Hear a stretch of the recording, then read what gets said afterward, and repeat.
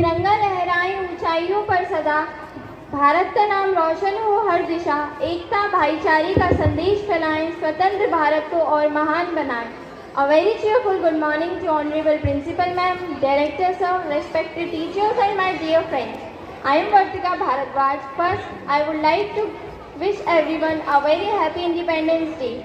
Today, we have gathered here to celebrate one of the prestigious days for our country, our Independence Day. On this special occasion, I am honored to speak a few words about the significance of this day. As we gather under our Tiranga, the tricolor that flutters proudly in the wind, here to celebrate the day our nation was born free.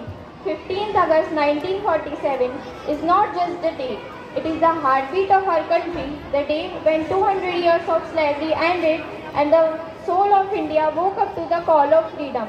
When we talk about Independence Day, we often think of great leaders like Mahatma Gandhi, Netaji Subhash Chandra Bose, Sarojini Naidu, Rani Lakshmibai, etc.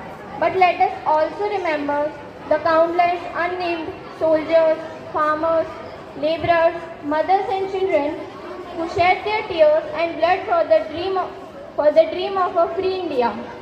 Close your eyes for a moment and imagine it's 1942. The streets are filled with the cry, "Quit India." Soldiers are chasing young boys who hold only flags, not weapons.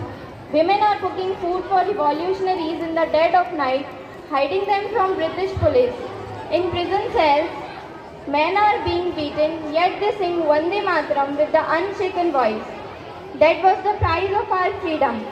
Mahatma Gandhi taught us that true power lies not in violence but in non-violence and truth.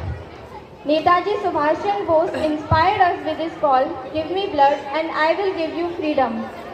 Bhagat Singh at the age of 23 smiled in the face of death, proving that courage has no age.